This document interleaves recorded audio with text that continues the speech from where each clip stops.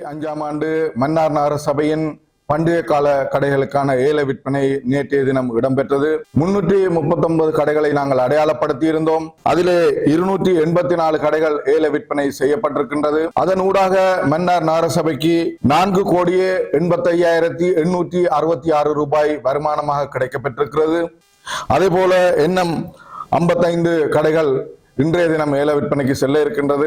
அதனூடாகவும் ஒரு வருமானம் கிடைக்கும் என்று நாங்கள் எதிர்பார்க்கின்றோம். இந்த வருமானங்களை வைத்துக் கொண்டு மன்னார் நகர சபையில் மன்னார் நகர பிரதேசத்திலே இருக்கின்ற மக்களின் அடிப்படை வசதிகளை மேம்படுத்துவதற்காக இந்த நிதி பயன்படுத்தப்படும் 2026ஆம் ஆண்டு பாதீட்டிலே.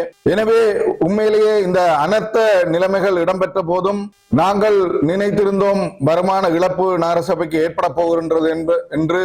ஆனாலும் முன்னைய வருடங்களை விட வெளிப்பட தன்மையோடு இந்த ஏல விற்பனை இடம்பெற்றதனால் எங்களுக்கு 4 கோடிக்கு மேற்பட்ட வருமானம் கிடைக்கப்பட்டிருக்கிறது. சென்ற வருடங்களிலே சென்ற காலங்களிலே முன்னைய நிர்வாகங்களினால் எவ்வாறு ஊழல் இடம்பெற்றது என்பதற்கு இது ஒரு முன்னுதாரணமாக இருக்கின்றது.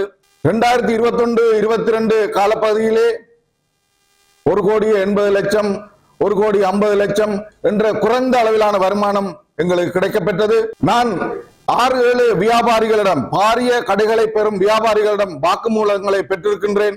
எவ்வாறு அவர்கள் இந்த கையாடலில் ஈடுபட்டார்கள் என்பதற்கான வாக்குமூலத்தை பெற்றிருக்கிறேன். அடுத்த சபை அமர்விலே அந்த வாக்குமூலங்களை நான் முன்வைப்பதற்கு முயற்சிக்கின்றேன்.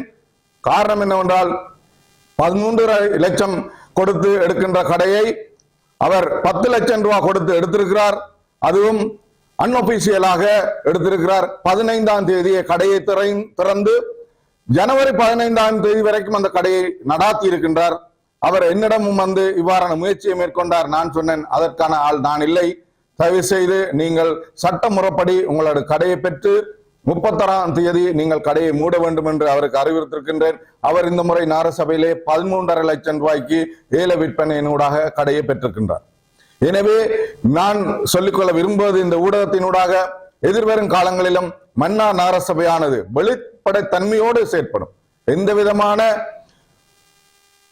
சட்டமுறையற்ற வியாபாரங்கள் எதுவுமே இனி வரும் காலங்களிலே மன்னார் நகர சபையில இடம்பெறாது.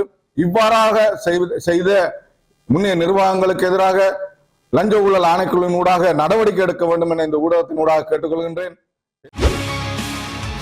செய்திகளை உடனுக்குடன் தெரிந்து கொள்ள உடனே சப்ஸ்கிரைப் பண்ணுங்க.